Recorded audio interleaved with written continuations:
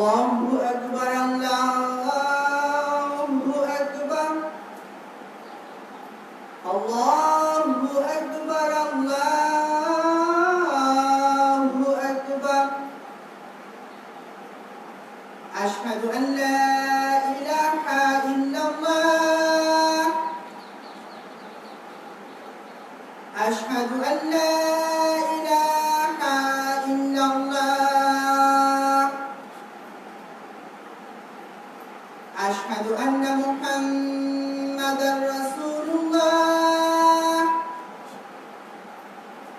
Ashhadu anna Muhammadar Rasulullah. Hayya 'alas salah. Hayya 'alas salah. Hayya 'alal falah. Hayya 'alal falah. Allahu Akbar, Allahu Akbar. La ilaha illallah.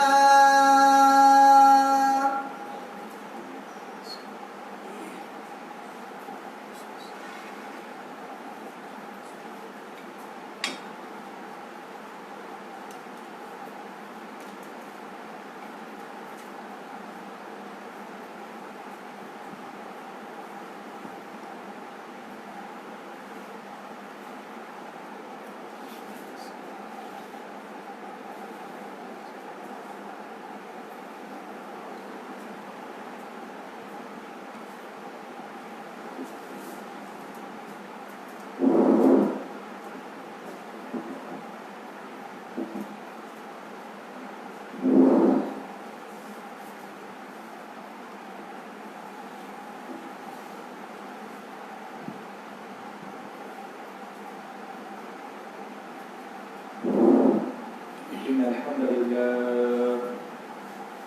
لله نحمده ونستعينه ونستغفره ونعوذ بالله من شرور أنفسنا ومن سيئات أعمالنا من يهده الله فلا مضل له ومن يضلل فلا هادي له وأشهد أن لا إله إلا الله وحده لا شريك له واشهد أن محمدا عبده ورسوله أما بعد فإن خير الحديث كتاب الله وخير الهدي هدي محمد صلى الله عليه وسلم وشر الأمور محدثاتها وكل محدثة بدعة وكل بدعة ضلالة وكل ضلالة في النار.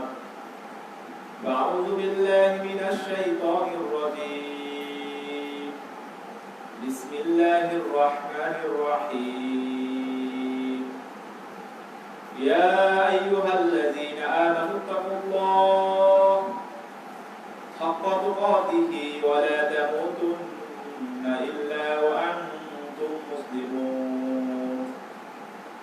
يا أيها الناس اتقوا ربكم الذي خلقكم من نفس واحدة وخلق منها زوجها وبث منهما رجالا كثيرا ونساء واتقوا الله الذي تساءلون به والأرحام إن الله كان عليكم رقيبا. يا أيها الذين آمنوا اتقوا الله وقولوا قولا سديدا يصلح لكم أعمالكم ويغفر لكم ذنوبكم ومن يطع الله ورسوله فقد فاز فوزا عظيما. أما بعد আমরা প্রথমেই সেই আল্লাহ সুবহানাহু ওয়া তাআলার শুকরিয়া আদায় করছি যে আল্লাহ সুবহানাহু ওয়া তাআলা আমাদেরকে সুস্থ রেখে সুস্থ শরীরে আল্লাহর মসজিদে আসার বসার এবং কিছু কথা বলার তৌফিক দিয়েছেন, সেজন্য শুকরিয়া আদায় করছি আলহামদুলিল্লাহ। দরুদ সালাম বর্ষিত হোক বিশ্বনবী মুহাম্মদ রাসূলুল্লাহ সাল্লাল্লাহু আলাইহি ওয়াসাল্লামের উপর। আজকে সংক্ষিপ্ত সময়ে খুতবার বিষয়, যদিও আপনারা অবগত আছেন, এই খুতবার বিষয় হচ্ছে শিরক ও শিরকের ধরন।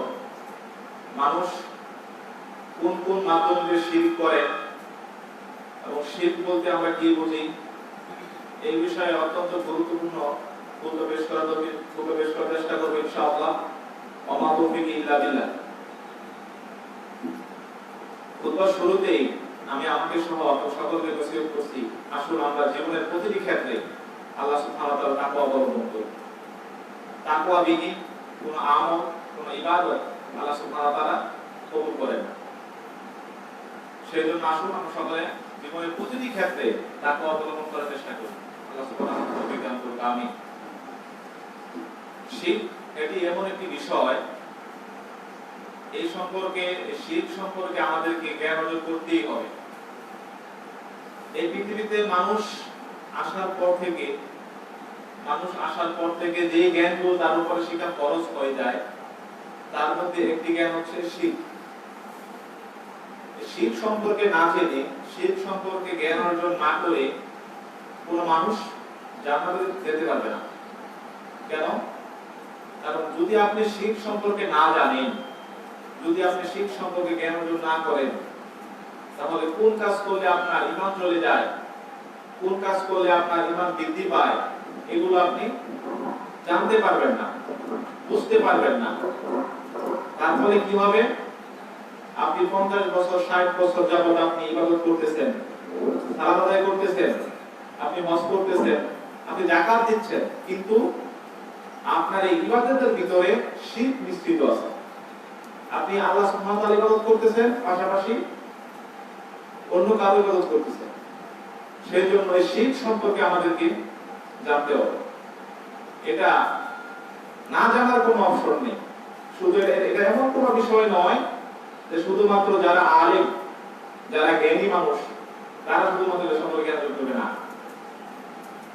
সমস্ত মুসলিমকে এ সম্পর্কে জ্ঞান অর্জন করতে হবে।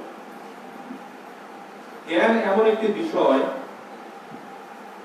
আমরা সাধারণত জ্ঞান কাকে বলি, কাকে আমরা জ্ঞানী বলি? আমাদের সমাজে, আমাদের দেশে প্রচলন এরকম, যারা ইঞ্জিনিয়ার, যারা ডাক্তার, যারা বড় বড় পদে আছে, যারা রেজিস্ট্রার, তাদেরকে আমরা আমাদের সমাজ জ্ঞানী বলে, যে তারা হচ্ছে জ্ঞানী। কিন্তু আসলে কি তারা জ্ঞানী? আসলে কি তারা প্রকৃত জ্ঞানী? আমরা অনেকেই এখনো জ্ঞান কি জিনিস, ইলম কি জিনিস এটাও জানি না। আমরা মুমিন না হয়ে মুসলিম হয়ে বসে আছি।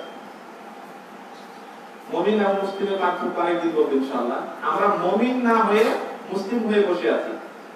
আমরা জ্ঞান অর্জন না করে ইসলাম পালন করার চেষ্টা করতেছি, নিজের প্রবৃত্তি অনুসরণ করে আমরা চেষ্টা করতেছি ইসলাম পালন করার জন্য। কিন্তু না, ইসলামের আরেক নাম হচ্ছে জ্ঞান। জ্ঞান আছে তো ইসলাম আছে, জ্ঞান নাই তো ইসলাম নাই। এই যুগে যুগে যত নবী রাসূল পৃথিবীতে আসছেন, সবাই এই জ্ঞানের দাওয়াত দিয়েছেন। এবং যদি এই জ্ঞানটা এই পৃথিবীতে মানুষ জ্ঞান অর্জন না করত, তাহলে আজ পর্যন্ত আমরা ইসলাম পেতাম না। সেই জাহেলি যুগের মতো আমরাও খারাপ হয়ে যেতাম। তো জ্ঞান কি জিনিস আমরা এটা বলে তারপর শিরকের ভিতরে ঢুকবো ইনশাআল্লাহ। জ্ঞান হচ্ছে 4টা জিনিসের নাম। এর বাইরে যা কিছু আছে সেগুলো আসলে জ্ঞান নয়, ওটা জাগতিক জ্ঞান। কিন্তু প্রকৃত জ্ঞান 4টা জিনিসের নাম। এর 1 নাম্বার হচ্ছে মারিফাতুর রব, রব সম্পর্কে জানা, আল্লাহ সম্পর্কে জানা। 2 নাম্বার হচ্ছে নবী সম্পর্কে জানা।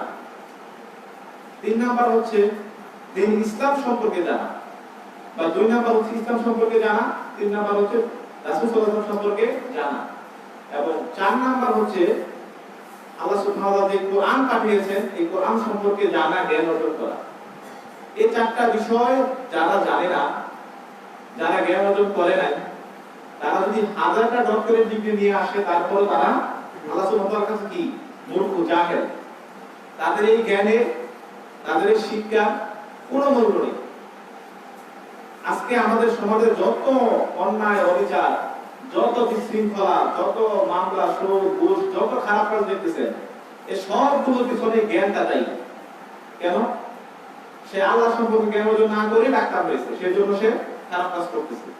আল্লাহ সম্পর্কে আল্লাহর ভয় ভিতরে না থাকার কারণেই সে খারাপ কাজটা করতেছে। তো মূল যেই জ্ঞান, সেটা যদি আমরা অর্জন করতে না পারি, তাহলে কিন্তু আমাদের সমস্ত কাজই বাতিল হয়ে যাবে এবং আমরা খারাপের দিকে দিন দিন ধাবিত হব। সেই জন্য এই চারটা বিষয় আমাদের জানতে হবে। এটা হচ্ছে জ্ঞানের মূল বিষয়। তো এর মধ্যে একটা বিষয় আজকে আমরা আলোচনা করব, সেটা হচ্ছে মারিফাতুর রব। রব সম্পর্কে জানা এবং রবের সাথে আমরা আমাদের মানুষ, এই বাংলাদেশের মানুষ, সারা বিশ্বের মানুষ কি করে শিরিক করে, এটা সম্পর্কে আমরা আজকে জানবো ইনশাআল্লাহ।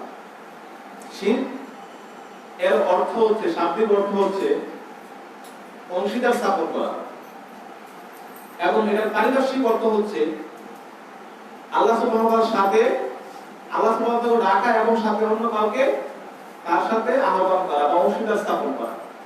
শাইখুল ইসলাম মুহাম্মদ ইবনে আব্দুল ওয়াহাব রাহিমাহুল্লাহ এটা বলেছেন, এবং ইবনে তাইমিয়া রাহিমাহুল্লাহ আরো ব্যাখ্যা করেছেন। শিরক হচ্ছে এমন বিষয় যেটা ইবাদতের ক্ষেত্রে আল্লাহ সুবহানাহু ওয়া তাআলার সাথে শরীক করা হয়। কেন এই সংজ্ঞা দিয়েছেন উনি? কারণ আরবের কাফের মুশরিকরা তাওহীদে যে রুবিয়া, আল্লাহ সুবহানাহু ওয়া তাআলা একমাত্র রব হিসেবে মানা, একমাত্র রিজিকদাতা হিসেবে মানা, জীবন দেন, মৃত্যু দেন, এগুলো তারা মানত। কিন্তু তারা কি মানত না? তাওহীদে উলুহিয়া, একমাত্র আল্লাহ সুবহানাহু ওয়া তাআলা ইবাদত করতে হবে, এটা মানত না। এইজন্য শিরকের পারিভাষিক সংজ্ঞা দিতে গিয়ে তারা বলেছেন, ইবাদতের ক্ষেত্রে যারা আল্লাহ সুবহানাহু ওয়া তাআলার সাথে অংশীদার স্থাপন করে, সেটা হচ্ছে শিরকের পারিভাষিক অর্থ। শিরক করলে কি হয়? শিরকের পরিণতি কি? শিরক করলে এই পৃথিবীতে আপনি ক্ষতিগ্রস্ত হবেন এবং পরকালে আপনি ক্ষতিগ্রস্ত হবেন। এই জন্য প্রত্যেকটা আদম সন্তানকে জন্মের পর যখন সে বুঝতে শিখে, প্রথম যে শিক্ষাটা আমাদের দিতে হবে সেটা কি? এই তাওহীদ সম্পর্কে, শিরক সম্পর্কে। কোন কাজ করলে আমাদের ঈমান বৃদ্ধি পায়, ঈমানটা মজবুত হবে, এবং কোন কাজ করলে আমরা শিরকের ভিতরে ঢুকে যাব, শিরকে লিপ্ত হয়ে যাব, এই বিষয়টা সমস্ত আদম সন্তানকে শিক্ষা দিতে হবে। লোকমান হাকিম তার সন্তানকে এই জন্য শিক্ষা দিয়েছিলেন। সূরা লোকমানের 13 নম্বর আয়াতে আল্লাহ সুবহানাহু ওয়া তাআলা বলেন, ইয়া বুনাইয়া লা তুশরিক বিল্লাহ ইন্না শিরকা লাযুলমুন আযীম।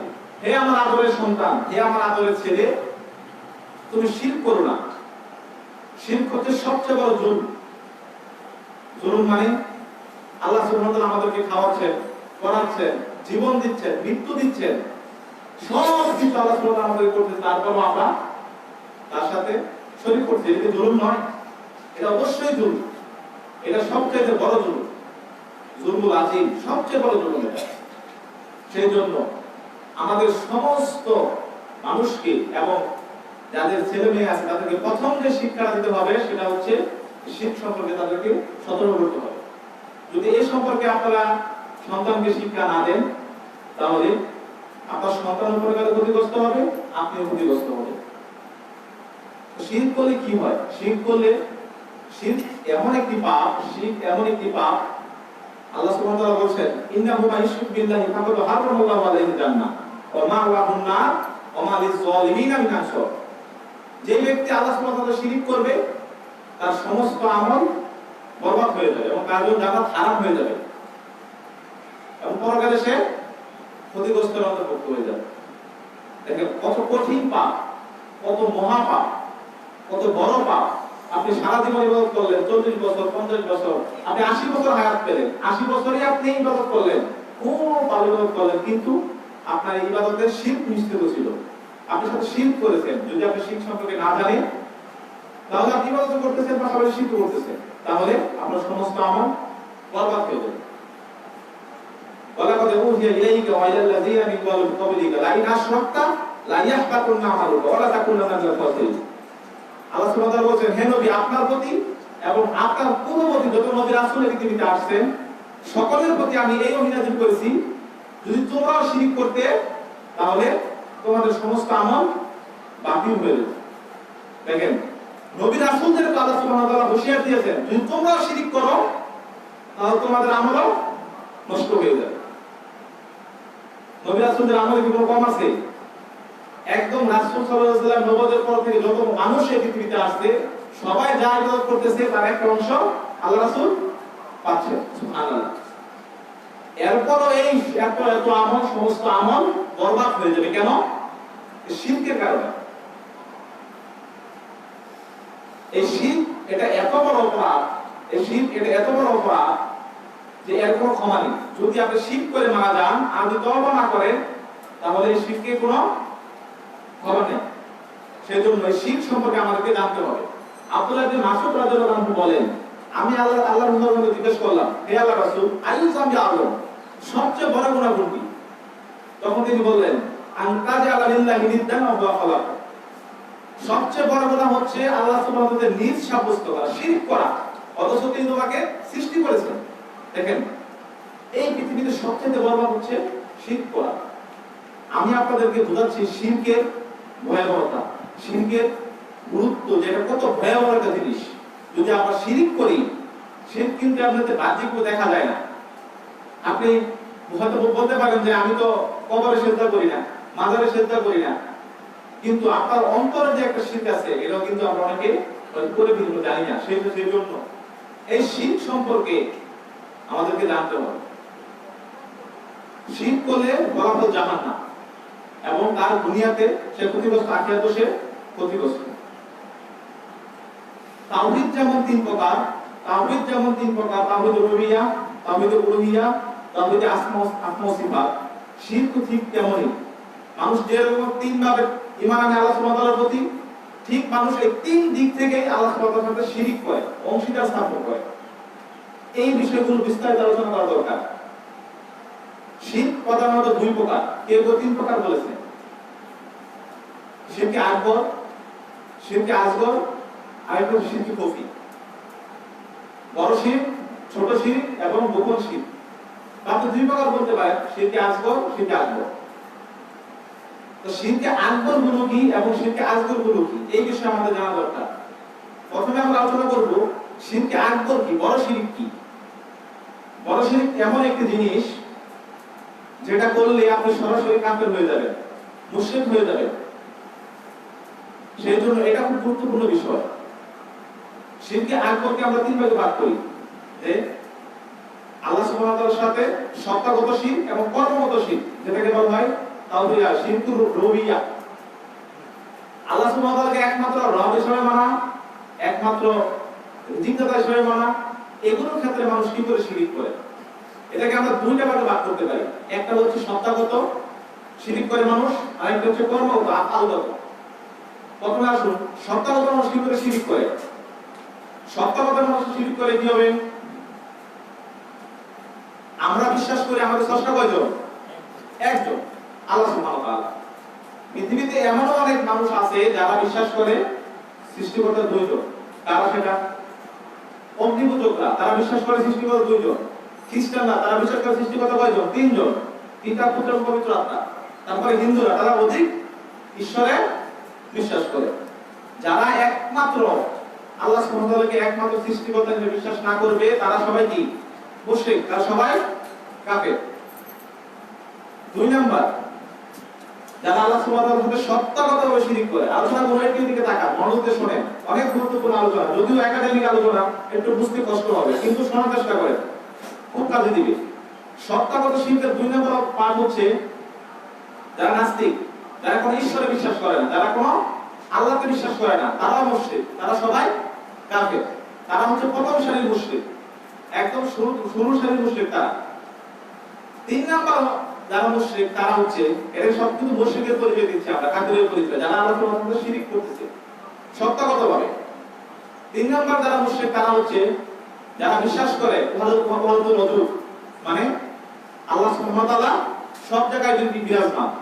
যারা এই আকীদা পোষণ করে যে আল্লাহ সুবহানাহু ওয়া তাআলা সত্তাগতভাবে সব জায়গায় বিরাজমান, তারা সবাই মুশরিক। তারা সবাই মুশরিক কেন?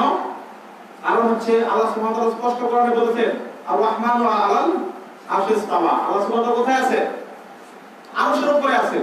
আল্লাহ সুবহানাহু ওয়া তাআলা সত্তাগতভাবে সব জায়গায় বিরাজমান নয়। যারা এটা বিশ্বাস স্থাপন করবে, যারা এটা বলবে, তারা সকলেই কি মুশরিক, এতে কোনো সন্দেহ নেই। তারপরে আসেন যারা বিশ্বাস করে সৃষ্টিকর্তা নেমে আসেন, আল্লাহ সুবহানাহু ওয়া তাআলা উপর থেকে নেমে আসে মানুষের ভিতরে প্রবেশ করেন, যেটাকে বলা হয় খানা বিল্লাহ। আপনারা শুনছেন কিনা জানি না, অনেক মানুষের আকীদায় বিশ্বাস আল্লাহ সুবহানাহু ওয়া তাআলা মানুষের কলবের ভিতরে থাকে, যত কলব তত আল্লাহ। মানুষের একটা এই প্রচলিত একটা কথা আছে, নাউযুবিল্লাহ মিন যালিক, এটা স্পষ্ট শিরক। যারা এটা বিশ্বাস করবে তারা সবাই মুশরিক, এতে কোনো সন্দেহ নাই। কেন? আল্লাহ এবং সৃষ্টি, একটা সৃষ্টি একটা কি স্রষ্টা, দুই জিনিস, দুইটা কখনো এক হতে পারে না। এটা হলো 4 নাম্বার। 5 নাম্বার হচ্ছে আরো কিছু মানুষ বিশ্বাস করে যে মানুষ স্রষ্টা এবং মানুষে লীন হয়ে যায়, বিলীন হয়ে যায়, স্রষ্টা এবং সৃষ্টি এক হয়ে যায়। ওইটা ছিল স্রষ্টা নেমে আসে, আর এটা কি স্রষ্টা নেমে আসে বান্দার ভিতরে, কলবের ভিতরে, এবং আর 5 নাম্বার হচ্ছে বান্দা আল্লাহর কলবের ভিতরে ঢুকে যায়, নাউযুবিল্লাহ মিন যালিক। বান্দা এবং আল্লাহ মিলে একবার হয়ে যায়। দেখবেন অনেকে বলে যে মনসুর হাল্লাস তিনি আল্লাহর সাথে বিলীন হয়ে গেছে, নাউযুবিল্লাহ মিন যালিক, তিনি আল্লাহর বাড়িতে বেড়াতে গেছেন। এরকম অনেক কিসসা কাহিনী আমরা ওয়াজ মাহফিলে শুনি। যারা এই ধরনের আকীদা বিশ্বাস করবে, যারা এই ধরনের কথাবার্তা বলবে, তারা সবাই মুশরিক, কোনো সন্দেহ নেই। এই যে কাজগুলো বললাম, এই সবগুলো হচ্ছে আল্লাহ সুবহানাহু ওয়া তাআলার সাথে সত্তাগত শিরক। শিরক রুবিয়ার সাথে একটা অংশ বললাম যে সত্তাগত শিরক। 2 নম্বরে আসেন কর্মগত শিরক, আমলগত শিরক যেটাকে বলা হয়। আল্লাহ সুবহানাহু ওয়া তাআলা কিছু কাজ করেন, যেমন আল্লাহ সুবহানাহু ওয়া তাআলা পৃথিবী পরিচালনা করেন না? বিশ্বাস করেন না আপনারা? আল্লাহ সুবহানাহু ওয়া তাআলা পৃথিবী কে পরিচালনা করেন? আল্লাহ পরিচালনা করেন। কে আমাদেরকে রিজিক দেন? আল্লাহ সুবহানাহু ওয়া তাআলা রিজিক দেন। কে আমাদের জীবন দেন? আল্লাহ সুবহানাহু ওয়া তাআলা। কে আমাদের মৃত্যু দেন? আল্লাহ সুবহানাহু ওয়া তাআলা। এগুলো আল্লাহর একটা কাজ না? এগুলো একটা কাজ। কিছু মানুষ আছে তারা বিশ্বাস করে আমি অমুক বাজারে গেলে, অমুক ইসলামের দরবারে গেলে আমার রিজিক বৃদ্ধি পাবে, আমার সংসারে আয় উন্নতি হবে। আছে না মানুষ এরকম? যারা এটা বিশ্বাস করবে তারা সবাই শিরকে লিপ্ত। কেন? কাউকে রিজিক বৃদ্ধি করা, কারো সংসারে আয় উন্নতি করা কার দায়িত্ব? আল্লাহ সুবহানাহু ওয়া তাআলার দায়িত্ব। যারা এটা আল্লাহ সুবহানাহু ওয়া তাআলার দায়িত্বটা মানুষকে দিয়ে দিয়েছে, কোন গায়রুল্লাহকে দিয়েছে, তারা কি করতেছে? শিরকে লিপ্ত। ঠিক তেমনি এই পৃথিবীর পরিচালনার দায়িত্ব আল্লাহ সুবহানাহু ওয়া তাআলার কাছে। এমনকি কেউ যদি বলে যে অমুক পীর অমুক মাজারে যে শুয়ে আছে, তিনি আমাদের এই এরিয়াটা দখল করতেছে, তিনি এই এরিয়াটা তার আন্ডারে আছে, এই এরিয়াতে কোনো ভূমিকম্প হবে না, কোনো ঝড় হবে না, যদি এটা কেউ মনে করে, বিশ্বাস করে মনে প্রাণে, তাহলে সে শিরকে লিপ্ত। কেন? এই সারা পৃথিবীতে যা আছে সবকিছুই আল্লাহ সুবহানাহু ওয়া তাআলার কর্তৃত্ব, তা তিনি এটা পরিচালনা করেন। ঠিক তেমনি আল্লাহ সুবহানাহু ওয়া তাআলা আমাদেরকে জীবন দেন, মৃত্যু দেন, এটা আল্লাহ সুবহানাহু ওয়া তাআলার কাজ, আফাল।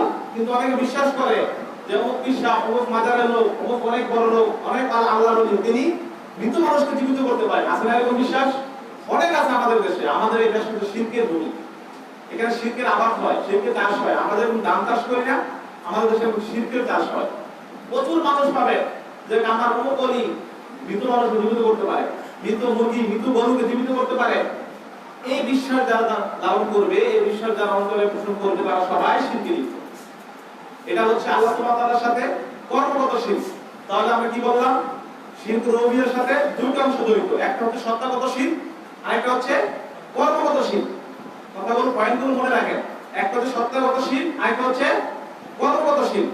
এই দুইটার উদাহরণ আমরা দিলাম। এবার আসেন শিরকুল আসমা ও সিফাত। আল্লাহ সুবহানাহু ওয়া তাআলা আসমা ও সিফাতের সাথে মানুষ কি করে শিরক করে? আল্লাহ সুবহানাহু ওয়া তাআলা বলেন ওয়ালিল্লাহিল আসমাউল হুসনা ফাদউহু বিহা। যদিও আগের অংশে অনেক ব্যাখ্যা ছিল, বিস্তারিত গেলাম না। আল্লাহ সুবহানাহু ওয়া তাআলার সুন্দর সুন্দর নামসমূহ, তোমরা সেই নামে আল্লাহ সুবহানাহু ওয়া তাআলাকে ডাকো। আল্লাহর কি নাম? আল্লাহর এমন কিছু নাম আছে যেগুলো শুধুমাত্র আল্লাহ সুবহানাহু ওয়া তাআলার জন্য খাস, এগুলো মানুষের জন্য রাখা বা রাখা যাবে না। যেমন রহমান, অনেক মানুষের নাম দেখবে রাখা আছে রহমান। এটা যদি কেউ রাখে জেনে বুঝে, তাহলে কি হবে? সেটা শিরক হয়ে যাবে। কেন? কেন?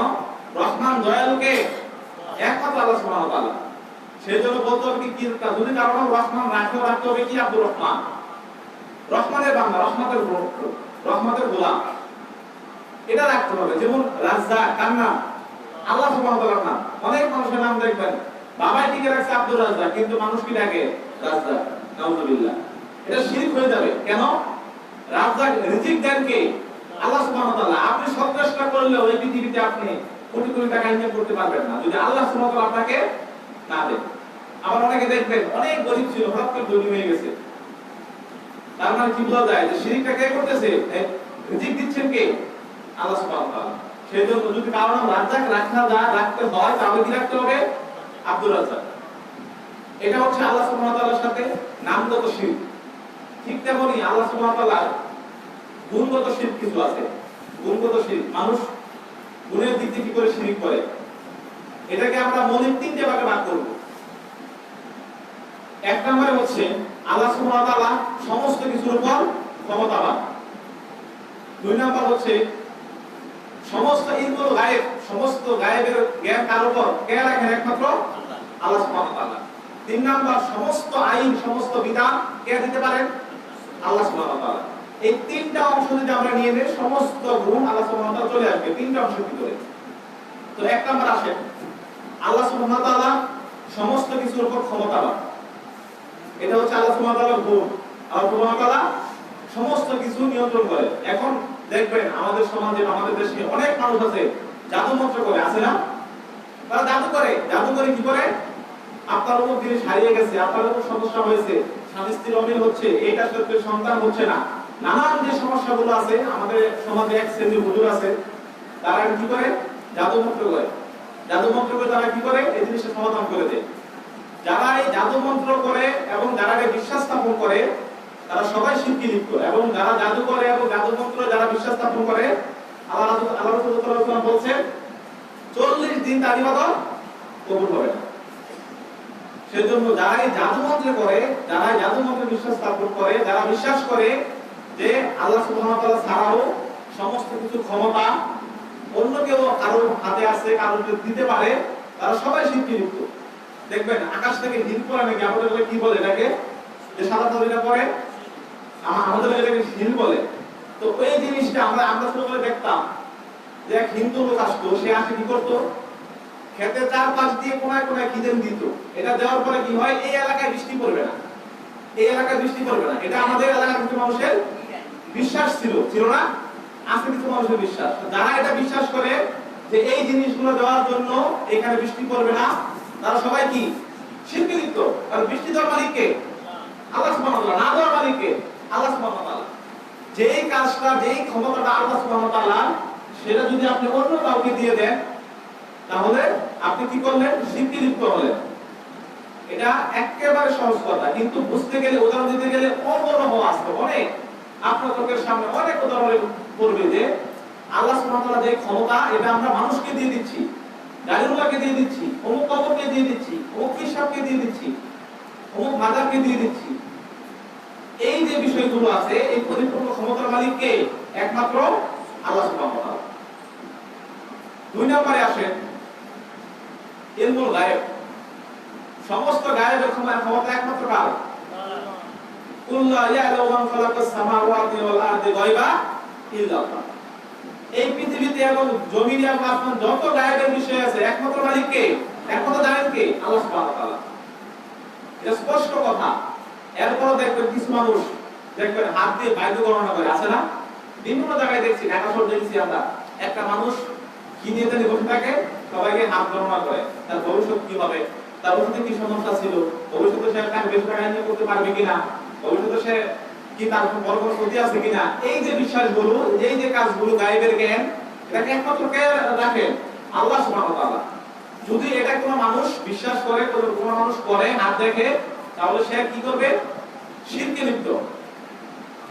সে শিরকে লিপ্ত। আরো দেখবেন টিয়া পাখির মাধ্যমে হাত গণনা করে, আছে না এরকম? একটা টিয়া পাখি নিয়ে বসে থাকে, কতগুলো খাম নিয়ে বসে থাকে, তারপরে কি করে? টিয়া পাখি যে খামটা তোলে, তারপর এখানে লেখা আছে যে তোমার ভাগ্যের সামনে এত গতি আছে, এত লাভ আছে। এটা যারা মনে মনে বিশ্বাস করবে, যারা এটা মনে করে লালন করবে, তারা সবাই শিরকে লিপ্ত। কেন? গায়েবের খবর একমাত্র কে জানে? আল্লাহ সুবহানাহু ওয়া তাআলা। ওই যে ওইখানে যেটা বললাম যে জাদু মন্ত্রের কারণে যারা যাবে তারা 40 দিন নামাজ কবুল হবে না, এটা আসলে গণকের কাছে যারা যাবে তাদের জন্য এটা প্রযোজ্য।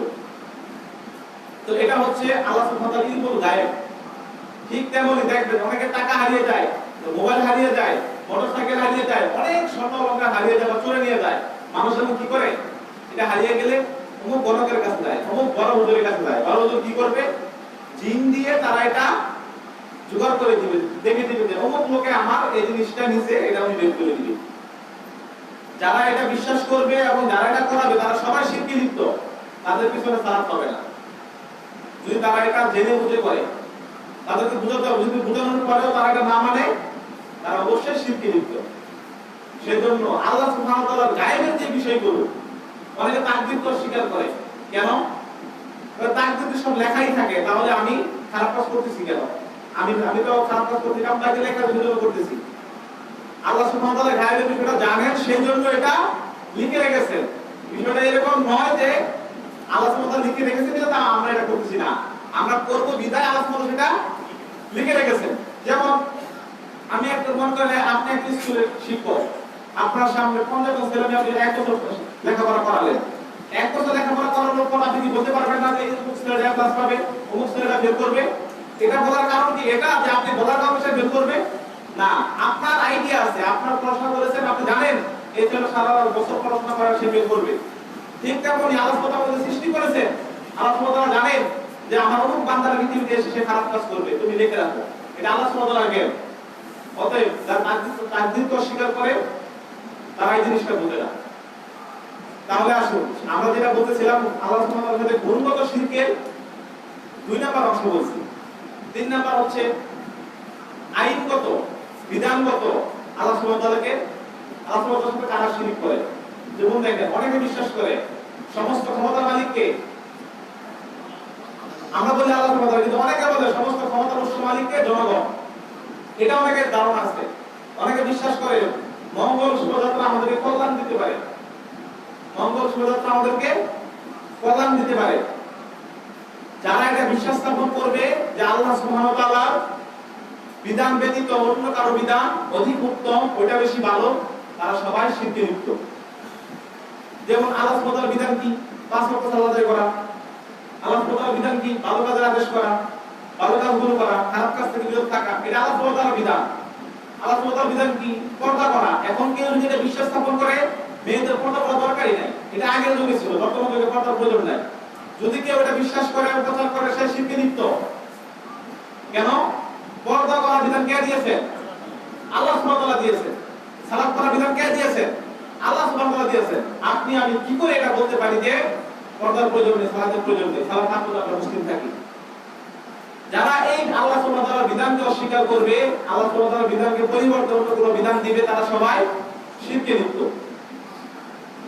ঠিক তেমনি আল্লাহ সুবহানাহু ওয়া তাআলা অনেক বিধান দেন, যতগুলো ভালো কাজ আছে, যাকাত দেওয়া, হজ করা। এখন আপনি যদি মনে করেন হজ করলে আমার টাকা লস হয়, আমি কেন হজ করব? আল্লাহর বিধানে আমি মানি না, তাহলে আপনি শিরকে লিপ্ত।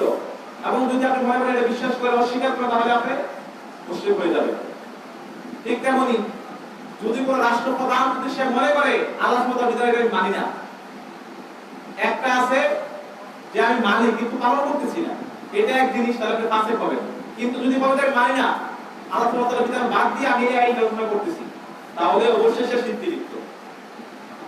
এই বিষয়ে যে আমাদের দেশে জঙ্গিরা, খালিদিরা, যারা জঙ্গি, তারা এটা নিয়ে ইয়া করে যে আল্লাহ তাআলা রাষ্ট্রপ্রধান তো এই আইনটা মানতেছে না, অতএব সে কাফের। নাউযুবিল্লাহ।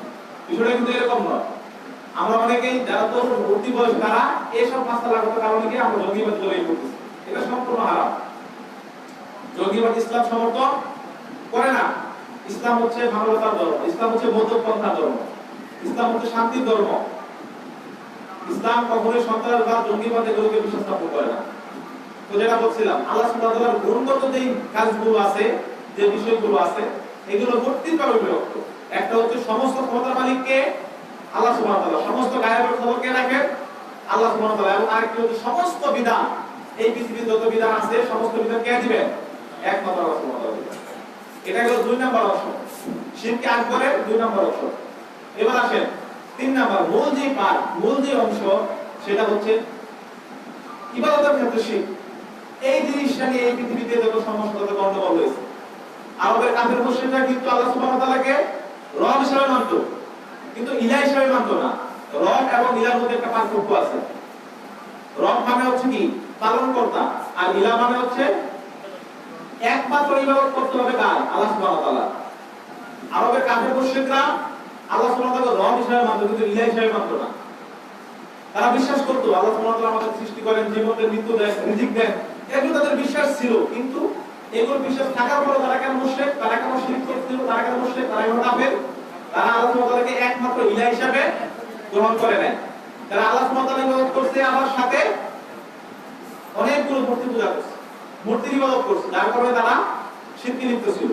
ঠিক তেমনি এই জাহিলি যুগের এই অন্ধকার থেকে মানুষকে আলোর পথে আনার জন্য আল্লাহ সুবহানাহু ওয়া তাআলা যুগে যুগে এই নবী রাসূলকে পাঠিয়েছেন মানুষকে শিরক থেকে মুক্ত করার জন্য।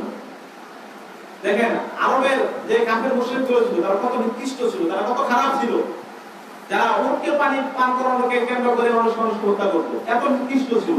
কিন্তু এই সামান্য এক তাওহীদের জ্ঞান, এই তাওহীদের জ্ঞান তাদেরকে এত ভালো মানুষে পরিবর্তন করেছে যে তখন তারা এক যুদ্ধের সময় সমস্ত সাহাবীদের তৃষ্ণা এত কাতর ছিল, তখন পানি পান করার পানি কম ছিল, সে বলতেছে তাকে দেন, সে বলতেছে তাকে দেন। দেখেন সবচেয়ে খারাপ মানুষ ছিল তারা ইসলাম গ্রহণের আগে। যখন তারা ইসলাম গ্রহণ করলো, নিজের প্রাণ চলে যাচ্ছে, তারপর সে আরেক মুসলিম ভাইকে রক্ষা করতেছে। এটা হচ্ছে তাওহীদের গুরুত্ব, তাওহীদের মর্যাদা, তাওহীদের লাভ। সেই জন্য এই শিরকের বিষয়গুলো, এই তাওহীদ মুক্ত, শিরক মুক্ত জীবন যাপন আমাদের করতে হবে। তো শিরক মুক্ত জীবন যাপন করতে হলে মৌলিক যে পয়েন্ট সেটা হচ্ছে শিরকুল ইবাদত। ইবাদত কি জিনিস? আমরা অনেকেই ইবাদত কি জিনিস এটাই জানি না। ইবাদত এটা হচ্ছে এমন এক জিনিস, পরিপূর্ণ বিনয়, পরিপূর্ণ ভালোবাসা, আপনি যেটা পরিপূর্ণ বিনয় এবং পরিপূর্ণ ভালোবাসা সহকারে আপনি যেটা প্রকাশ করবেন সেটাই হচ্ছে ইবাদত। যেমন প্রত্যেক কথা এবং কাজ, প্রকাশ্য এবং অপ্রকাশ্য, পরিপূর্ণ বিনয় এবং ভালোবাসা সহকারে আপনি যেটা করবেন সেটা হচ্ছে ইবাদত। আমরা যখন সালাতে আসি, আমরা যখন সালাতে দাঁড়াই, তখন দেখবেন মনটা আমাদের চলে যায় কোথায়? অমুক কাজে, অমুক ওইখানে। কেন? পরিপূর্ণ বিনয়, পরিপূর্ণ ভালোবাসা আমার অন্তরে আসে না। রুটিন মাফিক সালাত করতেছি সেজন্য আসলাম, কিন্তু পরিপূর্ণ ভালোবাসা সহকারে আল্লাহ সুবহানাহু ওয়া তাআলা ভালোবাসার জন্য আমি মসজিদে আসছি, আল্লাহ সুবহানাহু ওয়া তাআলা ভালোবাসার জন্য পরিপূর্ণ বিনয় সহকারে আমি আল্লাহর সামনে দাঁড়িয়েছি। যখন আপনার অন্তরে চলে আসবে তখন আপনি ইবাদতের পরিপূর্ণ স্বাদ পাবেন। তো এই শিরকে ইবাদত, এটা আমরা এটাকে তিনটা অংশে ভাগ করতে পারি। এক নাম্বার হচ্ছে অন্তরের শিরক, দুই নাম্বার হচ্ছে মুখের শিরক, তিন নাম্বার হচ্ছে কাজকর্মের শিরক। এখন বলতে পারেন অন্তরের শিরক কোনটা? অন্তরের শিরক হচ্ছে যেমন অমুক রাস্তা দিয়ে আপনি যাচ্ছেন বা অমুক জায়গা দিয়ে আপনি যাচ্ছেন, সামনে একটা মাজার পড়ছে। এখন আপনি যদি ড্রাইভার বলে বা কেউ যদি বলে অমুক মাজারে 10 টাকা দিয়ে নালে গাড়ি অ্যাক্সিডেন্ট করবে, এটা আপনাদের অন্তরে ভয়টা। অমুক মাজারে সামনে দিয়ে গেলে, অমুক কবরের সামনে দিয়ে গেলে যদি আমি সরাসরি যাই, টাকা না দিয়ে যাই, আমার ক্ষতি হতে পারে। এই যে আপনার অন্তরে যে ভয়টা তৈরি হয়েছে, এটা হচ্ছে অন্তরের শিরক। দেখবেন শাহজালাল মাজার, অনেক মাজারে আছে যে মাজারগুলোতে আপনি সরাসরি ঢুকতে পারবেন কিন্তু পিছন দিক দিয়ে বের হতে পারবেন না, মানে আপনি উল্টা বের হতে হবে, সোজা বের হওয়া যাবে না। কেন? সোজা বের হলে আপনার ক্ষতি হতে পারে। এই যে ভয়গুলো আমার মানুষের ভিতরে ঢুকে পড়ে, এটা হচ্ছে অন্তরের শিরক। আপনি যদি মনে করেন অমুক হুজুর, অমুক পীর, তার সহবতে না গেলে, তার সাথে যদি আমি সে যেটা বলে সেটা পালন না করি, ইসলামের ভিতরে হোক বাইরে হোক, যদি আমি পালন না করি তাহলে আমার ক্ষতি হতে পারে। এই যে ভয়টা অন্তরে চলে আসছে, এটা হচ্ছে অন্তরের শিরক।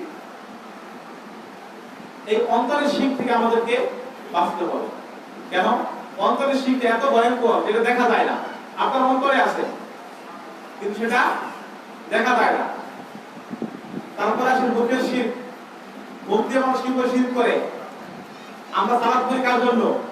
আল্লাহ সুবহানাহু ওয়া তাআলার জন্য। সিজদা করি কার জন্য? আল্লাহ সুবহানাহু ওয়া তাআলার জন্য।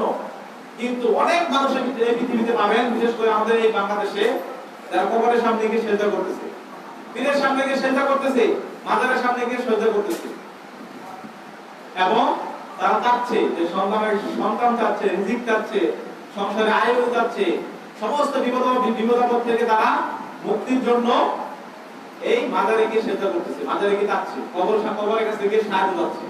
তো যারা আল্লাহ সুবহানাহু ওয়া তাআলাকে বাদ দিয়ে বিভিন্ন কবরের সামনে গিয়ে পীর সাহেবের কাছে গিয়ে নিজের সমস্যার কথা, নিজের বিপদ থেকে মুক্তি পেতে চায়, তারা সবাই কি করলো? শিরকে লিপ্ত, এবং তারা সবাই মুখে শিরক করলো। ঠিক তেমনি আপনি যদি কাজ করবে শিরকের দিকে দেখেন, আপনি মানত করলেন যে আমার যদি অমুক বিপদ লাভ হয়, বিপদ থেকে উদ্ধার হতে পারি, যদি আমার অমুক সন্তানের একটা ছেলে সন্তান হয়, যদি আমার মেয়ের একটা ছেলে সন্তান হয়, তাহলে আমি অমুক মাজারে একটা গরু দিব। এই যে আপনি মানত করলেন, এই যে আপনি মানত করলেন, গরুটা নিয়ে গেলেন, এটা হচ্ছে কি কাজ করবে শিরক। অনেকে আছে দেখবেন আক্রোশী দেওয়ান ভাই কি ওইখানে গিয়ে অনেক টাকা দিয়ে আসতেছে, কেন? আমি মানত করেছিলাম যদি আমার অমুক থেকে আমরা উদ্ধার হতে পারি, তাহলে আমি অমুক হিসাবে থেকে টাকা দিয়ে আসবো, অমুক মাদারকে টাকা দিয়ে আসবো। এই মানত যারা করতেছে তারা সবাই শিরকে লিপ্ত। কেন? আপনার সমস্ত বিপদ থেকে কেউ উদ্ধার করতে পারে? আল্লাহ সুবহানাহু ওয়া তাআলা। সমস্ত বিপদ কে দিতে পারে? আল্লাহ সুবহানাহু ওয়া তাআলা। আপনাকে বিপদ দেন, পৃথিবীর কারো শক্তি আছে কি এটাকে রক্ষা করার? কারো শক্তি নাই। তাহলে মানুষ বোঝার পরেও, জানার পরেও আল্লাহ সুবহানাহু ওয়া তাআলার যে ক্ষমতা, যে জ্ঞান, আল্লাহ সুবহানাহু ওয়া তাআলার যে শক্তি, সেটা মানুষকে দিয়ে দিচ্ছে। তাও একজন মৃত মানুষকে দিয়ে দিচ্ছে। এই যে বিষয়গুলো বললাম, এগুলো হচ্ছে শিরকে আকবরের উদাহরণ এবং শিরকে আকবরের ব্যাখ্যা। এই সবগুলো হচ্ছে শিরকে আকবরের ব্যাখ্যা। এবার আসেন শিরকে আসগর, ছোট শিরক। বড় শিরকগুলো যদি কেউ করে এবং তওবা না করে মারা যায়, তাহলে সে চিরস্থায়ী জাহান্নামী হবে। এতে কোনো মিস নাই। যে আয়াতগুলো আমরা পাঠ করলাম, যে হাদিসগুলো আমরা পড়লাম, এবং আরেকটা হাদিস আপনি বলতে পারেন যে তিরমিজিতে আসছে, রাসূলুল্লাহ বলেছেন যে ব্যক্তি আল্লাহ সুবহানাহু ওয়া তাআলা শিরক করে মারা যাবে সে জাহান্নামে যাবে, এবং যে ব্যক্তি আল্লাহ সুবহানাহু ওয়া তাআলার সাথে শিরক না করে মারা যাবে সে জান্নাতে যাবে। তাহলে আমরা বুঝলাম যে শিরক করা অবস্থায় যদি আপনি কোন ইবাদত করেন, কোন ভালো কাজ করেন, যত ভালো কাজ করেন, সমস্ত ভালো কাজ কি হবে? বাতিল হয়ে যাবে, কোনো মূল্য আসবে না। এত পরিশ্রম করতেছেন দ্বীনের জন্য, ইসলামের জন্য, কিন্তু যদি আপনি শিরক সম্পর্কে না জানেন, শিরক সম্পর্কে না করেন, তাহলে কোনো ফায়দা আসবে না, সমস্ত আমল বাতিল হয়ে যাবে। সেই জন্য এই শিরক সম্পর্কে আমাদেরকে বিস্তারিত জানতে হবে। জীবনের প্রতিটি মুহূর্ত আমাকে এটা চিন্তা করতে হবে, কোন কাজটা করলে আমার শিরক হয়ে যায়, কোন কাজটা করলে আমি শিরক থেকে বাঁচতে পারবো। কেন? যদি আপনি সারা জীবন ভালো কাজ করলেন, মৃত্যু 1 ঘন্টা 2 ঘন্টা আগে আপনি শিরক করে ফেললেন, শয়তানের অত্যাচার করে, তাহলে আপনার সমস্ত আমল নষ্ট হয়ে যাবে। সেই জন্য শিরক সম্পর্কে আমাদেরকে জানতে হবে। এবার আসলে শিরকে আসগর, ছোট শিরক। ছোট শিরকের বিধান হচ্ছে এই শিরক করলে মানুষ সরাসরি কাফের হয়ে যায় না, কিন্তু মানুষ এটা কবিরা গুনাহ চাইতে বড় গুনাহ। শিরকে আসগরের ভিতরে একটি আছে গোপন শিরক। কোনটা? যেমন আপনি মসজিদে আসছেন, মসজিদে এসে সালাত আদায় করতেছেন, কিন্তু আপনার অন্তরে এটা আছে যে আমার সাথে কোন লোক আছে, সে দেখবে আমি ভালো মুসল্লি, আমি খুব সময় নিয়ে সালাত আদায় করি, আমি খুব সময় নিয়ে ঠিক মতো রুকুসিদা করতেছি। যদি আপনার ভিতরে নিয়ত থাকে এটা যেমন মানুষকে দেখানো আপনার সালাতটা, তাহলে সেটা কি হবে? শিরক হয়ে যাবে। সেটা হবে শিরক, সেটাকে বলা হয় রিয়া, গোপন শিরক, শিরক কফি। শিরক রিয়াটা এটা বড় শিরক হতে পারে, ছোট শিরক হতে পারে। যদি আপনার বিশ্বাস থাকে শুরু থেকে একদম তালাতের যে মানুষকে দেখাবেন, আপনি মসজিদে 1 লাখ টাকা দান করলেন, যদি আপনার ধারণা থাকে অন্তরে এটা লালন করেন আপনি যে আমি মসজিদে টাকা দান করছি, এটা কি জন্য দান করছি? এটা মানুষকে দেখানোর জন্য। আমাকে মানুষ দান দিয়ে বলবে, মানুষকে বলবে, আমার নাম ঘোষণা করবে, অমুক ব্যক্তি 1 লাখ টাকা দান করছে, অমুক ব্যক্তি সমাজে ভালো কাজটা করছে। যদি আপনার ভিতরে বিশ্বাস থাকে, এই অন্তরে যদি শুরু থেকে থাকে, তাহলে এটা বড় শিরক হয়ে যাবে। আর যদি আপনি দেওয়ার পরে যখন আপনার নামটা বলতে, তখন যদি আপনার ভিতরে চলে আসে, বাহ আমার নামটা বলতে খুব ভালো লাগতেছে, আমার নামটা মানুষ বলতেছে, তাহলে সেটা ছোট শিরক হয়ে যাবে। কোন সময় দেখা যায় মানুষ হজ করে আসে, যদি কোন মানুষ হজ করে আসার পরে যদি সে এটা বিশ্বাস করে আমার নামের আগে আলহাজ লাগাতেই হবে, কেন? আমি হজ করে আসছি না, আমি অনেক মানুষ এরকম দেখছি, নামের আগে কি লাগায়? আলহাজ লাগায়। যদি আলহাজটা না লেখি খুব রাগ করে, হ্যাঁ আমার নামের আগে আলহাজ লাগালে কত বড় সাহস। দেখেন হজটা আপনি কার জন্য করলেন? আল্লাহর জন্য করছেন আপনি হজটা। মানুষকে দেখায় আপনার লাভ কি? যদি আপনার এই বিশ্বাস থাকে আমি হজ করতেছি, মানুষ আমাকে আলহাজ বলবে, তাহলে সেটা শিরকে বড় শিরক হয়ে যাবে। আর যদি ওইটা সরাসরি বিশ্বাস না থাকে যে মাধ্যম মানুষ আমাকে আলহাজ বলবে, মানুষ আমাকে সম্মান করবে, তাহলে সেটা ছোট শিরক হয়ে যাবে। যেটা মাধ্যম ধরে করা হয়, যেটাকে কারণ ধরা হয়, সেটা হচ্ছে ছোট শিরক। যেমন আরো একটা উদাহরণ নেন, আপনি গেলেন রাস্তা দিয়ে, হঠাৎ করে গাড়িটা অ্যাক্সিডেন্ট করলো, আপনি বলেন তো যদি আপনি এখানে আমি এটা না করতাম তাহলে আমার অ্যাক্সিডেন্টটা হতো না। এই যদি শব্দের ব্যবহার দিয়ে মানুষ শিরক করে, যদি আমি ওইখানে না যাইতাম তাহলে আমার এই বিপদটা হইতো না। যদি আমি আজকে বাজারে না যাইতাম তাহলে আমি অ্যাক্সিডেন্ট করতাম না, যদি আজকে আমি বাজারে না যাইতাম আমার সন্তানটা মারা যেত না। এই যদি শব্দের যে ব্যবহার, এটা দিয়ে মানুষ শিরক করে। কেন? সে তাকদীরকে অস্বীকার করতেছে। আপনি বাজারে গেলে বিপদটা আসতো, না গেলে বিপদটা আসতো, যদি আপনার বিপদটা লেখা থাকে। অনেকে দেখবেন যদি কোনো ভালো কাজের উদ্দেশ্যে যায়, তাহলে দেখবেন মৃত মানুষ মারা যায় ওই সময় দিতে যায় না। কেন? অমঙ্গল হতে পারে। যদি কোনো মানুষ মারা যায় বা কোনো সমস্যা হয়, ঠিক দুপুর হয় বা মঙ্গল বা শনিবার হয়, তাহলে সে বের পায় না। কেন? শরীর লাগতে পারে এই দিক থেকে গেলে, এই ঠিক দুপুরে গেলে। এই যে বিশ্বাসগুলো মানুষের ভিতরে আছে, এগুলো কুসংস্কার, এগুলো হিন্দুদের কাছ থেকে আমাদের আসছে। মুসলিমদের কোনো অমঙ্গল কোনো কিছুই কেউ করতে পারে না আল্লাহ সুবহানাহু ওয়া তাআলা। যদি আমাদের ভাগ্যে খারাপ কিছু লেখা থাকে, যদি আমাদের ভাগ্যে অ্যাক্সিডেন্ট লেখা থাকে, সেটা কে করতে পারে? আল্লাহ সুবহানাহু ওয়া তাআলা। আর যদি ভাগ্যে না লেখা থাকে, শত বিপদ আসলেও, শত সমস্যা আসলেও সেটা আমাদের হবে না। আরেকটা আছে দেখেন শিরকের যেটা ছোট শিরক, সেটা হচ্ছে তাবিজ ব্যবহার করা, তামিমা, যেটাকে বলা হয় তামিমা। রাসূল সাল্লাল্লাহু আলাইহি ওয়াসাল্লাম বলেছেন, মান তাআল্লাকা তামিমাতান ফাকাদ আশরাকা। যে ব্যক্তি তামিম ব্যবহার করলো, তাবিজ ব্যবহার করলো, সে শিরক করলো। এই তাবিজ নাই এমন বাড়ি বর্তমানে পাওয়া যায় না। প্রায় প্রতি বাড়িতে, সব বাড়িতেই তাবিজের আমদানি আছে। এটা এমন এক জিনিস, এটা একদিক দিয়ে লাভজনক ব্যবসা, আরেক দিক দিয়ে শিরক। যদি কেউ তাবিজকে মাধ্যম হিসেবে ব্যবহার করে, তাহলে হবে ছোট শিরক। আর যদি কেউ তাবিজের উপর পরিপূর্ণ বিশ্বাস স্থাপন করে যে তাবিজ আমাকে মুক্ত করে দিবে, তাহলে সেটা বড় শিরক হয়ে যাবে। আপনারা সাধারণ বিবেকে ভাবেন তো, আপনার জ্বর হয়েছে, এখন যদি আপনি এই জ্বরের কারণে অ্যান্টিবায়োটিক বা নাপা ট্যাবলেট গলায় ঝুলিয়ে রাখেন, আপনি জ্বর ভালো হবে? চিন্তা করেন তো, তাবিজটা কি? আপনি যে আমাদের গলায় দিতেছি, কোমরে দিতেছি, হাতে দিচ্ছি, কি জিনিসটা? আপনার সমস্যা হয়েছে ভিতরে, জ্বর। তো আপনার যদি ওষুধ ভিতরে না যায়, কিভাবে কাজ করবে বলেন তো? মানুষ যে এই জিনিসটা চিন্তা করে না। ঠিক তেমনি আপনার জ্বর হয়েছে, আপনি যদি ওষুধ না খেয়ে আপনি গলার মধ্যে ঝুলিয়ে রাখেন, কাজ হবে? কাজ তো হবে না। ঠিক তেমনি আমরা যারা তাবিজ ব্যবহার করে, তারা না বুঝে এবং কিছু হুজুর আছে এটা ফতোয়া দেয় তাবিজ দেওয়া যায়, যার কারণে মানুষ মানতে চায় না সহজে। সেই জন্য এই যে ছোট শিরকগুলো বললাম, এগুলো মাধ্যমে মানুষ শিরকে লিপ্ত হচ্ছে। ছোট শিরকে আরো অনেক উদাহরণ আছে, আমরা সেদিকে না যাই। এবার আসুন, এই শিরক এটা ভয়াবহ পরিণাম, যদি আমরা আগে বলেছি, আমরা একটু গবেষণা করি শিরক বিষয়ে।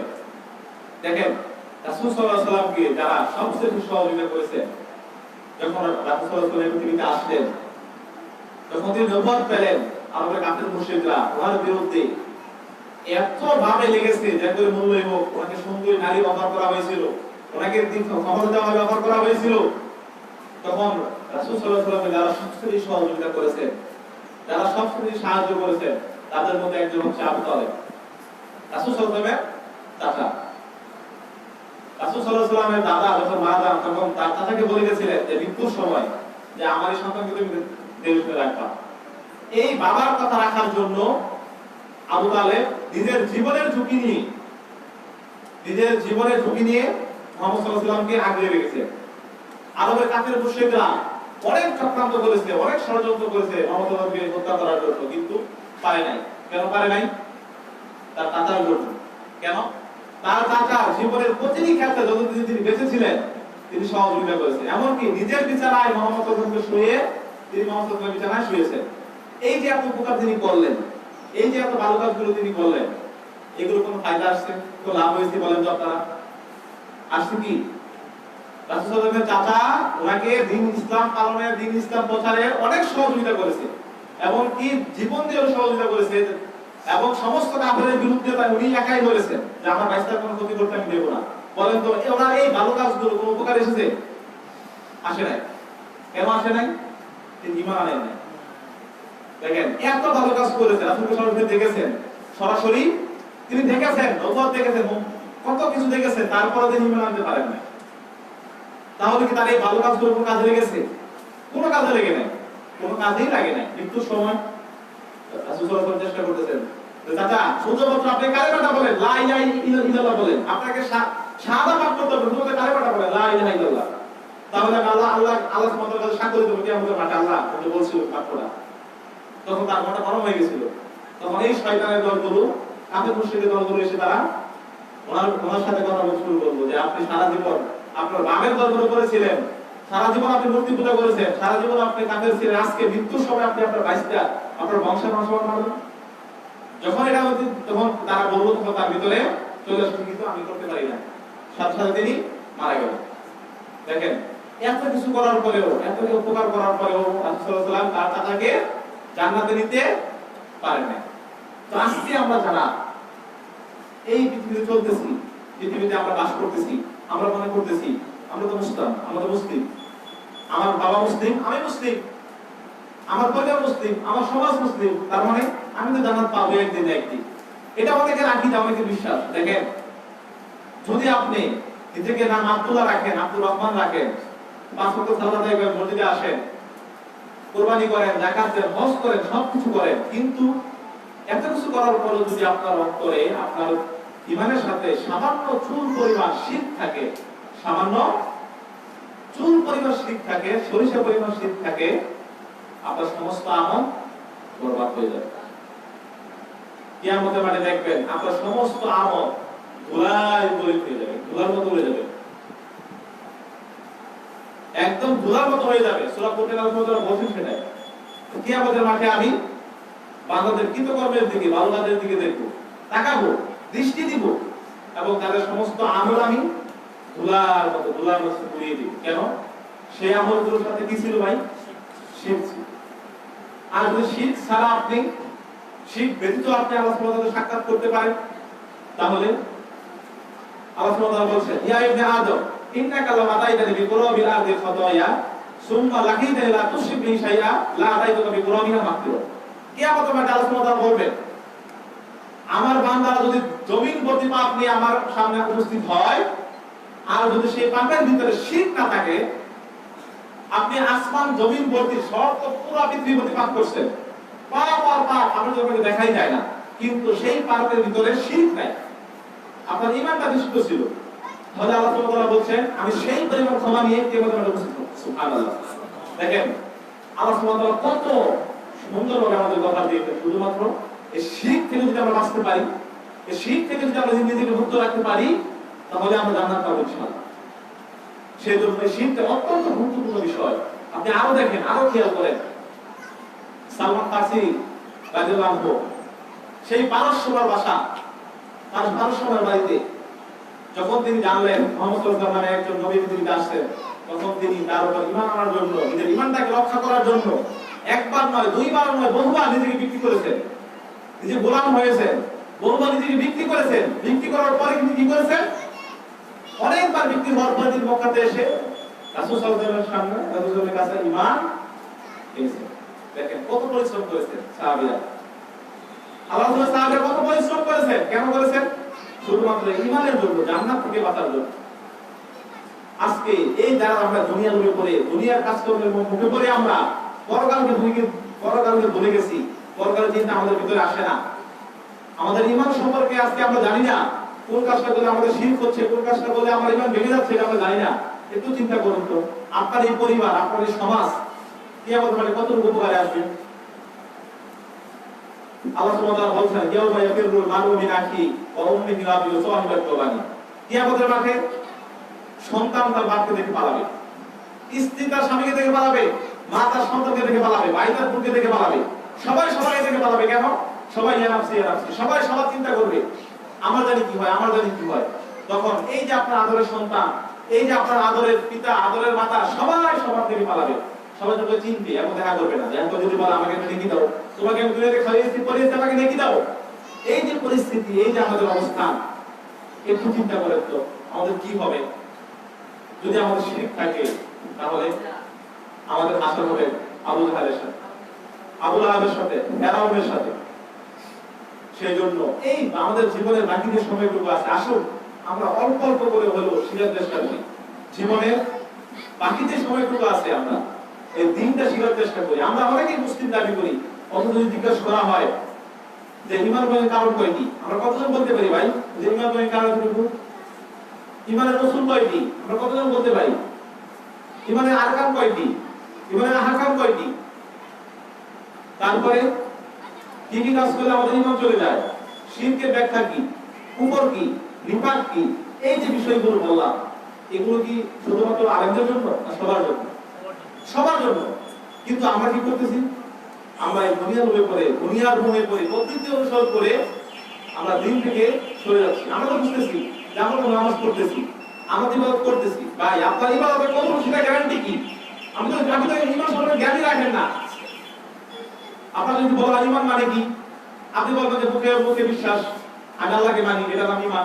যদি এটা নাম ঈমান হয় তাহলে তো আবু তাহের বড় ঈমানদার। কেন? তারা আল্লাহকে মুখে মানত, কিন্তু তারা অন্তর যেটা সেটা মানত না, ইলাহি হিসেবে মানত না। এই বিষয়গুলো আমাদের জানতে হবে। দেখেন আরেকটা উদাহরণ দেখেন, এক সাহাবী রাসূল সাল্লাল্লাহু আলাইহি ওয়াসাল্লাম এসে বলল, হে আল্লাহর রাসূল, আমার বাবা মা কোথায় আছে? তখন বলল বাবা বিনা, তারা জাহান্নামে আছে। তখন ওই সাহাবীরা কান্না করতেছিল, কান্না করে চলে যাচ্ছে। তখন তিনি ডাকলেন, বলল শোনো, তোমার পিতামাতা জাহান্নামে তুমি কষ্ট পাইতেছো, আমার পিতামাতাও জাহান্নাম। দেখেন রাসূল সাল্লাল্লাহু আলাইহি ওয়াসাল্লাম একজন নবী, যার হেদায়েতের আলোতে সারা পৃথিবীর সমস্ত মানুষ হেদায়েত পেয়েছে, যার উসিলায়, যার শাফাআতে সমস্ত মানুষ এই পৃথিবীতে এই কিয়ামতের মাঠে জান্নাতে যাবে। কিয়ামতের মাঠে সবাই শাফাআতের জন্য দৌড়াদৌড়ি করবে, একমাত্র রাসূল সাল্লাল্লাহু আলাইহি ওয়াসাল্লাম শাফাআত করতে পারবে। যার উসিলায় সমস্ত মানুষ জান্নাতে যাবে, যার হেদায়েতের আলোতে সমস্ত মানুষ হেদায়েত পেয়েছে, দ্বীনের সঠিক বুঝ পেয়েছে, ইসলাম পেয়েছে, তার পিতামাতা দ্বীনের বুঝ পায় না। আমরা কত সৌভাগ্যবান না? চিন্তা করেন তো। আমরা যদি মনে করি যে আমি এই এলাকার এত বড় ক্ষমতাবান ব্যক্তি, আমার পিতামাতাকে ওই ব্যক্তি কষ্ট দিল, এত বড় সাহসটা, আমরা এটা বলি না? বলি। কিন্তু দেখেন রাসূল সাল্লাল্লাহু আলাইহি ওয়াসাল্লাম এত বড় নবী হওয়ার পর, রাসূল হওয়ার পরেও তিনি তার পিতামাতাকে রক্ষা করতে পারেন না। রাসূল সাল্লাল্লাহু আলাইহি ওয়াসাল্লাম বলছেন, আমি আমার পিতামাতার জন্য দোয়া করতে, আল্লাহর কাছে দোয়া করলাম, আল্লাহ দোয়া করার অনুমতি দাও। আল্লাহ সুবহানাহু অনুমতি দেয় না, বলে না, অনুমতি দেওয়া হবে না। তখন কি করলো? কবর জিয়ারত অনুমতি দেওয়া হয়েছে। কেন? কবরের কাছে গেলে মৃত্যুর কথা স্মরণ হয়, কবরের কাছে গেলে মনটা দুর্বল হয়, সেজন্য সেটা অনুমতি দেওয়া হয়েছে। দেখেন এই শিরক, এটা এত বড় অপরাধ, এটা তো জঘন্য অপরাধ। রাসূল সাল্লাল্লাহু আলাইহি ওয়াসাল্লাম তার পিতাকেও রক্ষা করতে পারে। সেজন্য সম্মানিত উপস্থিতি, যে কথাগুলো বললাম যদি বুঝে থাকেন তাহলে আশা করি কিছুটা হলেও উপকারে আসবে। আর না বুঝে থাকেন তাহলে শিরক বিষয়ে আরো পড়াশোনা করার চেষ্টা করেন, অন্ততপক্ষে নিজের ঈমানটাকে বিশুদ্ধ করেন, যাতে কিয়ামতের মাঠে আপনি শাফাআতের অধিকারী হতে পারেন। শিরক বিষয়ে বাজারে অনেক বই পাওয়া যায়, বাংলা, আরবি, ইংলিশ সব বিষয়ে বই পাওয়া যায়। একটু পড়ার চেষ্টা করেন, তার জীবনে বাকি যে সময়টুকু আছে একটু দিতে পারার চেষ্টা করেন। আল্লাহ সুবহানাহু আমাদেরকে তৌফিক দান করুন, আমিন।